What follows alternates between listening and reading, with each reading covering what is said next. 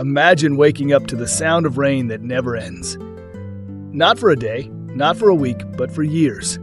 It's 1317, and the sky above Europe has turned against its people. The clouds hang heavy, spilling endless water over fields that used to feed millions. You're a farmer, and your land, once rich and full of life, is now drowning. The barley rots, the oats sink into mud, and the cattle stumble and fall in the cold, starving before your eyes. The air smells like wet straw and death.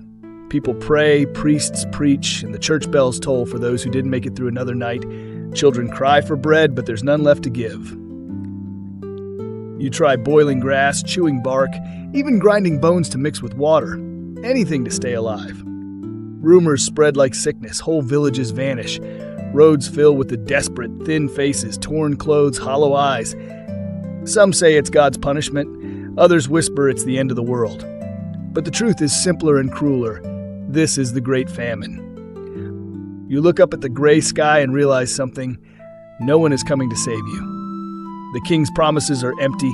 The ships carrying grain sink in storms, and even heaven seems silent.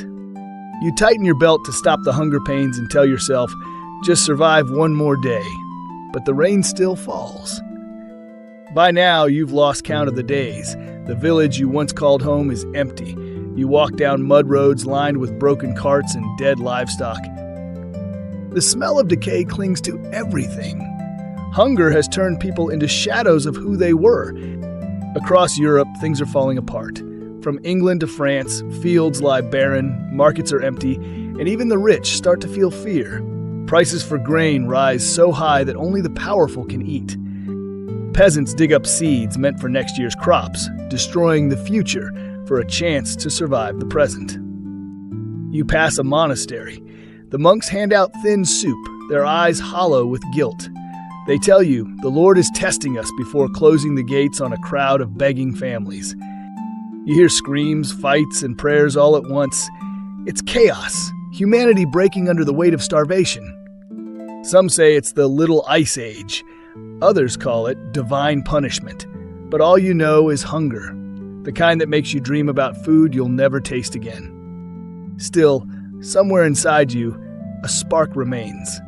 You tell yourself that if you keep walking, maybe you'll find a place untouched by this nightmare. Maybe, just maybe, you'll survive to see the sun again. Months pass. Your body is weaker, but your will hasn't broken. The rain finally stops, yet the world is unrecognizable. The rivers are filthy, forests stripped bare, and villages silent as graveyards. Millions are gone. You reach a city, London, maybe Paris, and think you've escaped the worst. But the city is worse than the countryside. Streets filled with the smell of rot and smoke. Corpses lie where they fell. Bakers guard their ovens with weapons. A single loaf of bread costs more than gold. People trade their clothes, their jewelry, even their dignity for a few crumbs. You find shelter in an alley. You share food with strangers who used to be enemies. Hunger has made everyone equal. Then one morning, sunlight breaks through the clouds. You stare at it for a long time, not believing it's real. There's talk that the next harvest might grow again. But so few remain to plant it. You survived, but at a cost. You've seen what happens when the world runs out of mercy. You've seen faith tested, families destroyed, and humanity stretched to its limits. The Great Famine of 1317 was real.